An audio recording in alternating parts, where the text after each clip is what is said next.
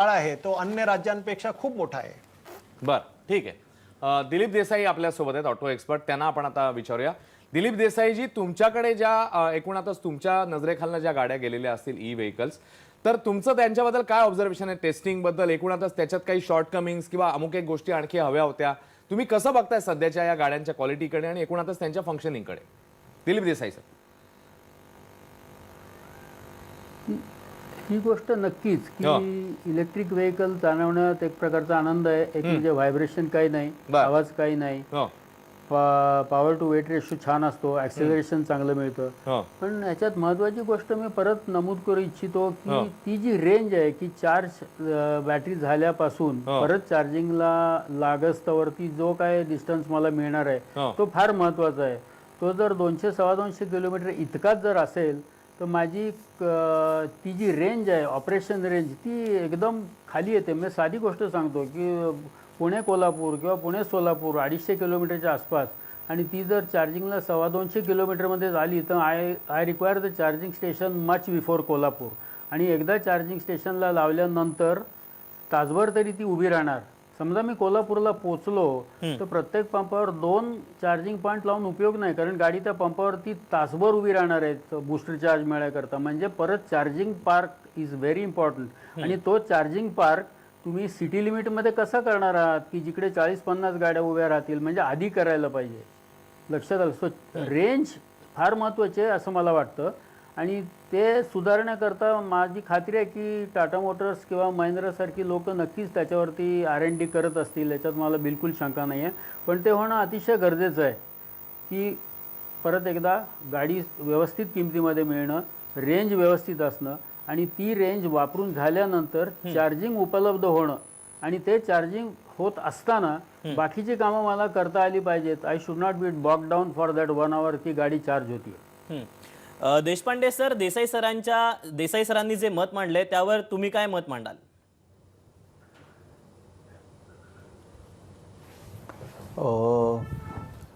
आम्ही आता जो काही डेटा सध्या मार्केटमधनं गोळा करतोय, कारण आमच्या ऑलमोस्ट 10,000च्या वरती इलेक्ट्रिक गाड्या आता ऑलरेडी रोडवरती आहेत, आणि त्या सगळ्या कस्टमर्सचा जो काही डेटा आम्ही रेग्युलरली कलेक्ट करतो आणि त्याचा ॲनालिसिस करतो.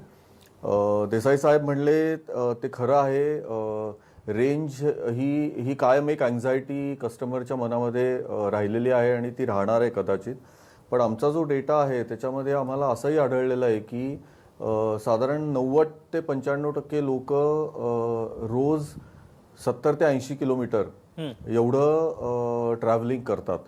ऑफकोर्स उरलेले 5 ते 60% लोक इंटर सिटी, म्हणजे जसं म्हणलं तसं पुणे कोल्हापूर, पुणे मुंबई असं पण ट्रॅव्हल करतात. पण 90% to 92% ऑफ द पीपल ते 70-80-100 किलोमीटर चालवतात. सो आत्ताच्या ज्या गाड्या आपल्याकडे आहेत बाजारामध्ये, ज्या साधारणतः 220-230 किलोमीटर रेंज देतात एका चार्जमध्ये, त्या गाड्या बऱ्याचशा ग्राहकांना त्यांचं डेली रुटीन मध्ये त्यांना कदाचित 2 दिवसातनं एकदा चार्ज करायला लागतं. पण जर मी असंच एखादी ट्रिप जर प्लॅन करणार असेल इथनं कोल्हापूर किंवा इथनं औरंगाबाद, तर थोडंसं स्टडी करून, थोडंसं प्री प्लॅनिंग करून की कुठे कुठे चार्जर्स रस्त्यामध्ये आहेत आणि मला कुठे थांबावं लागेल, असं प्लॅन करून आपण तो प्रश्न सोडवू शकतो.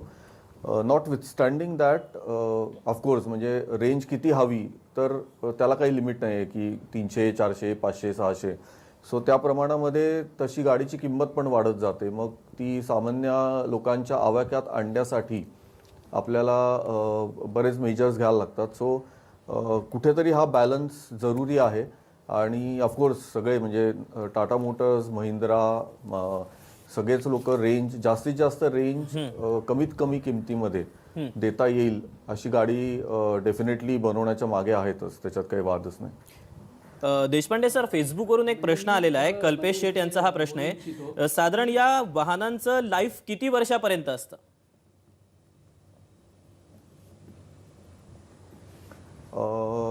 इलेक्ट्रिक गाड्या मध्ये जसं आधी आपण डिस्कस केलं की मूव्हिंग पार्ट्स हे खूपच कमी आहेत as compare to the diesel किंवा पेट्रोलच्या गाडीमध्ये. त्यामुळे इनहेरंटली इलेक्ट्रिक गाड्यांचं आयुष्य हे आईस इंजिनपेक्षा नक्कीच जास्त असतं. आम्ही या गाड्यांवरती म्हणजे मेन जे 2 पार्ट आहेत, बॅटरी आणि मोटर, ह्या दोन्ही पार्टवरती आम्ही 8 वर्ष किंवा 160,000 kilometres which ever is earlier अशी वॉरंटी देतो ऑलरेडी. त्यामुळे 8 वर्षापर्यंत तर डेफिनेटली गाडीला काही प्रॉब्लेम आला तरी आयदर काही पार्ट्स बॅटरीतले किंवा पूर्ण बॅटरी ही वॉरंटीमध्ये कव्हर्ड आहे. पण 8 वर्षानंतर सुद्धा बॅटरी ही पूर्ण निकामी होत नाही कधीही. त्यामुळे त्याचा जसा 8 वर्ष झाल्यानंतर सेकंडरी यूजमध्ये जाते ती कदाचित नॉन ऑटोमोटिव्ह असू शकते किंवा मग ऑटोमोटिव्हमध्येच वापरायची ठरवली तर थोडा परफॉर्मन्स कमी होतो त्याचा. सो साधारणतः 12 ते 15 वर्ष हे डेफिनेटली बॅटरीचं लाईफ असतं, प्रायमरी प्लस सेकंडरी यूज. 15 वर्षानंतर आपल्याला विचार करायला पाहिजे की आता त्या बॅटरीचं काय करायचं. आणि सध्याच्या काळामध्ये जनरली इतकं लांब गाडी पण कोणी वापरत नाही. त्यामुळे डेफिनेटली रिलायबिलिटी वाईज इलेक्ट्रिक गाडी he is much better than ice engine. बरं, आपल्यासोबत पर्यावरण अभ्यासक देखील आहेत धारियाजी. त्यांना मी प्रश्न विचारेन. धारियाजी, आपण मंत्री महोदयांना ऐकलं, त्यानंतर आपल्यासोबत अपर सचिव देखील आहेत, 2 उत्पादक मंडळी देखील आहेत ई व्हेकलची. पण तुमच्याकडे जेव्हा मंडळी येतात पर्यावरणाविषयक काही काळजीचे मुद्दे घेऊन, तेव्हा या ई व्हेकल प्रोड्युसर्सना तुम्हाला काही सांगायचं आहे या निमित्ताने या मंचावर? नाही, प्रश्न असा आहे की आपण ई व्हेकल्स का प्रिफर करावी हे जर आपण विचार करायला गेलो तर आपला जो एअर क्वालिटी इंडेक्स जर बघितला जो 0 ते 50च्या मध्ये असला पाहिजे. महाराष्ट्रातला जर तुम्ही बघितलं तर महाराष्ट्र 2016 साली जिथे आपला जो एमिशन 16% होतं ते आता 2030 पर्यंत ते साधारण 30% येईल, 31% येईल. आणि हे एमिशन वाढताना किंवा आपल्या एअर क्वालिटी इंडेक्स जर आपण बघितला तर त्यामुळे होणारे जे त्रास आहेत आणि त्याच्यामुळे होणारा जो ग्लोबल वॉर्मिंग सारखा प्रकार आहे किंवा क्लायमेट चेंज आहे त्याला फेस करायचं झालं तर आपल्याला एकमेव ई व्हेकल शिवाय पर्याय सध्या तरी उपलब्ध नाहीये. परंतु हे ई व्हेकल घेताना जेव्हा आपण हे ई व्हेकल एखाद्या मॅन्युफॅक्चररकडून घेतोय त्यांच्याकडून 2 गोष्टींची अजूनही निश्चिती होत नाही की 8 वर्षानंतर जेव्हा माझी ही गाडी 8 वर्ष होईल किंवा 7 वर्ष होईल तेव्हा त्या बॅटरीचं काय करायचं. बॅटरीच्या डिस्पोजलचा जो प्रश्न आहे त्या बॅटरीच्या डिस्पोजलमध्ये कंपनी ॲज सच काय मदत करणार. बरोबर, किंवा एक म्हणजे बॅटरी डिस्पोजल हा जो सगळ्यात पॉलिसीमधला सगळ्यात महत्त्वाचा मुद्दा, सगळ्यात पहिला मुद्दा हाच पाहिजे. बॅटरी डिस्पोजलसाठी रिसायकलिंग टेक्नॉलॉजी जी आहे ती जोपर्यंत पॉलिसीमध्ये इम्प्लिमेंट होत नाही तोपर्यंत E vehicle concept end to end clear होणार नाही. आणि ही बॅटरी डिस्पोजल कन्सेप्ट इंडियामध्ये पण अवेलेबल आहे आणि आउट ऑफ कंट्री पण अवेलेबल आहे. ही कन्सेप्ट पहिल्या क्लिअर व्हायला पाहिजे बॅटरी डिस्पोजल. पॉलिसी मेकर्स हे काही करू शकतील तर पॉलिसी मेकर सुद्धा आपल्या सोबत आहेत. आशिष कुमारजी, काय सांगाल याबद्दल की डिस्पोज ऑफच्या पॉलिसी बद्दल? आपल्या पॉलिसीमध्ये 2 बॅटरी बायबॅक आणि बॅटरी वॉरंटी हे 2 विषयांवरती इन्सेंटिव्ह आपण दिलेले आहे. हो सर, कंटिन्यू करा. एश्योर्ड बायबॅक असेल तर 6% व्हेकल कॉस्टचं जे काही आहे ते 10,000 पर्यंतच्या आपण बायबॅकसाठी इन्सेंटिव्ह देतो आहे. त्याचप्रमाणे जर बॅटरी वॉरंटी मिनिमम 5 वर्षाची असेल तर गाड्याची 4% कॉस्ट किंवा 6,000 रुपये मॅक्सिमम ह्याप्रमाणे आपण इन्सेंटिव्ह पॉलिसीमध्येच प्रोव्हाइड केलेले आहे. म्हणजे बायबॅक ज्या OEMनी त्या बॅटरी तयार केलेली आहे किंवा बॅटरी मॅन्युफॅक्चररनी जी बॅटरी तयार केलेली आहे जर ते बायबॅक करत असतील तर त्यांना आपण इन्सेंटिव्हाइज केलेले आहे. शिवाय ज्या लोक जास्त वॉरंटी देत आहे बॅटरीला त्याला देखील आपण इन्सेंटिव्ह दिलेले आहे. बर, आशिष सर, एक प्रश्न आहे आपल्या फेसबुक पेजवर. उदय रसाळ विचारतात की येणाऱ्या काळामध्ये चार्जिंग पॉईंटचा जो मुद्दा जो वारंवार परत येतोय आपल्या चर्चेमध्ये, तर फिरत्या charging vans, mobile charging vans उपलब्ध होणार आहेत का?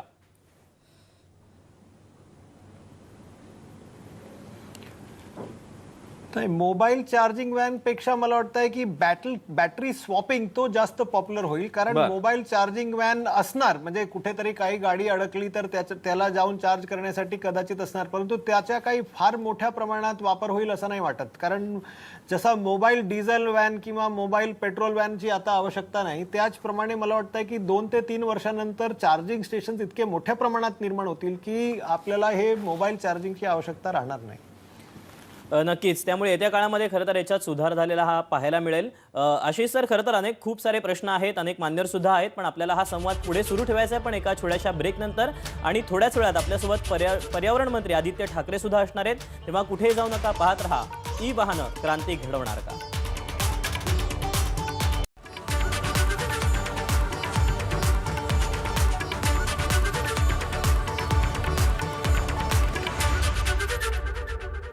ईव्ही कॉन्क्लेव्ह प्रस्तुत करते MIDC उद्यमात सकल समृद्धी.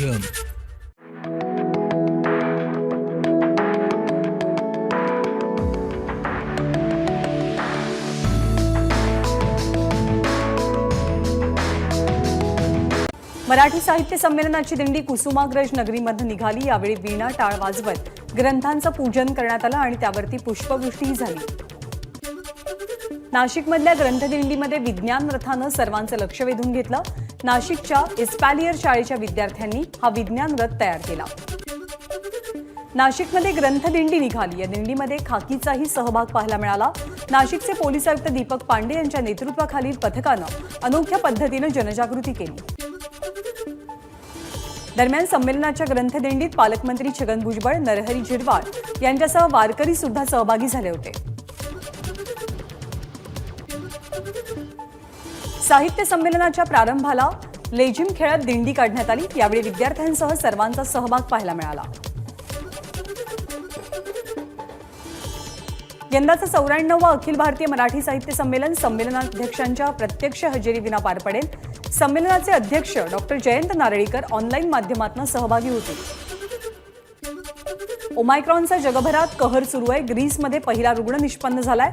रुग्णाच्या पहिल्या 3 चाचण्या निगेटिव्ह आल्या, तर 4थ्या चाचणीत अहवाल पॉझिटिव्ह आलाय. कोरोनाचा सामना करण्यासाठी महाराष्ट्रासह 7 राज्यांना आता आणखी एक लस उपलब्ध होणार आहे. झायकोव्ह डी ही लस केंद्र सरकार नव्यानं उपलब्ध करून देईल. तर डबल वॅक्सिन, डबल मास्किंग हाच बचावाचा मंत्र असल्याचं टास्क फोर्सचे शशांक जोशी यांनी म्हटलंय. त्यांनी माझाशी बोलताना लशीचे 2ही डोस घेण्याचं आणि मास्क वापरण्याचं आवाहन केलं. केवळ पंजाब सरकारनं ऑक्सिजन अभावी 4 संशयित मृत्यू झाल्याची कबुली दिली, अशी माहिती केंद्रीय आरोग्य मंत्री मनसुख मांडवीय यांनी आज लोकसभेत दिली आहे. ओमायक्रॉनच्या पार्श्वभूमीवरती केंद्र आणि राज्य शासनानं सतर्क राहण्याच्या सूचना दिल्या जात आहेत आणि त्या अनुषंगानं सर्व राज्यांमध्ये तयारी सुरू झाली आहे. मुंबई महापालिकेतील नगरसेवक संख्या वाढीच्या प्रस्तावाला राज्यपालांची मंजुरी मिळाली. यामुळे मुंबई महानगरपालिकेत 227च्या ऐवजी 236 नगरसेवक असतील. एसटी महामंडळातील जे कर्मचारी कामावरती हजर होत नाहीत त्यांच्यावर मेस्मा अंतर्गत कारवाई होण्याची शक्यता आहे. परिवहन मंत्री अनिल परब यांनी मुंबई सेंट्रल इथल्या कार्यालयात एक महत्त्वाची बैठक घेतली. नांदेडमधले एसटी कर्मचारी दिलीप वीर यांचं हृदयविकाराच्या झटक्यानं निधन झालं. त्यांचं निलंबन झाल्याचं पत्र मिळताच त्यांचा हृदयविकाराच्या झटक्यानं मृत्यू झाल्याचा आरोप त्यांच्या कुटुंबियांचा आहे. एनसीबीच्या महासंचालकांनी राज्याच्या पोलीस महासंचालकांना पत्र पाठवलंय. गृहमंत्री अमित शहांनी महाराष्ट्रातील 5 महत्त्वाच्या ड्रग्ज केसेस वर्ग करून घेण्याचे आदेश दिले. त्यानंतर एनसीबीच्या महासंचालकांनी राज्याच्या पोलीस महासंचालकांना 5 महत्त्वाच्या केसेस एनसीबीकडे वर्ग करण्यासाठी पत्र पाठवलंय. शिर्डी साईबाबा संस्थानच्या विश्वस्तांनी दुसऱ्यांदा पदभार हाती घेतला. सर्वोच्च न्यायालयाकडून विश्वस्त मंडळाला पदभार स्वीकारण्याची परवानगी मिळाली. मनी लॉन्ड्रिंग प्रकरणी शिवसेनेचे माजी खासदार आनंदराव अडसूळ यांना दिलासा मिळत नाहीये. उच्च न्यायालयानं अडसूळ यांचा अटकपूर्व जामीन अर्ज फेटाळून लावलाय. राज्यात आजपासून पावसाचा जोर कमी होणार असल्याची माहिती मुंबई प्रादेशिक हवामान केंद्राकडून दिली जाते. परभणी शहरासह जिल्ह्यातही पाऊस सुरू झालाय. ऐन हिवाळ्यात पाऊस सुरू झाल्यामुळे जिल्ह्यातील हरभरा पिकाला मोठा फटका बसू शकतो. डिसेंबरच्या दुसऱ्या आठवड्यापासून राज्यात थंडी सुरू होईल असा अंदाज हवामान खात्यानं व्यक्त केला. नाशिक जिल्ह्यात 2 दिवस झालेल्या पावसानं शेतीसह पशुधनाला मोठा फटका बसलाय. पावसात भिजून आणि गारठल्यामुळे नाशिक जिल्ह्यातल्या 300 पेक्षा अधिक मेंढ्या दगावलेल्या. पुणे विमानतळावरील हवाई वाहतूक पूर्ववत झाली. दाट धुक्यामुळे ही हवाई वाहतूक विस्कळीत झालेली होती. पुणे शहर आणि परिसर दाट धुक्यामध्ये हरवून गेल्याचं पाहायला मिळालं. रस्ते, झाडं, घरं संपूर्ण धुक्याच्या शालीखाली झाकोळले गेले होते. नाशिकमध्ये सततच्या पावसामुळे आज सकाळपासूनच दाट धुकं अनुभवायला मिळालं. मनमाडसह परिसरात सर्वत्र धुक्याची चादर पसरलेली होती. सिंधुदुर्गच्या दोडा मार्गाजवळच्या साटेली भेडशी इथे विजांच्या कडकडाटासह पाऊस कोसळला. यावेळी घरावरती वीज कोसळून एक महिला जखमी झाली आहे. अवकाळीमुळे बदलापूर ग्रामीण भागातील टोमॅटो, चवळी, गवारसह अनेक पिकांचं नुकसान झालंय. शेतात सगळीकडे चिखलाचं साम्राज्य आहे. आज पुण्यामध्ये भाजपच्या नवीन पक्ष कार्यालयाचं उद्घाटन देवेंद्र फडणवीस यांच्या हस्ते होत आहे. उद्घाटनासाठी महापालिकेच्या दरवाजात भाजपच्या वतीनं अनेक होर्डिंग झळकलेली पाहायला मिळतात. उस्मानाबादमधील फुलवाडी टोलनाका इथे मनसेकडनं तोडफोड करण्यात आली.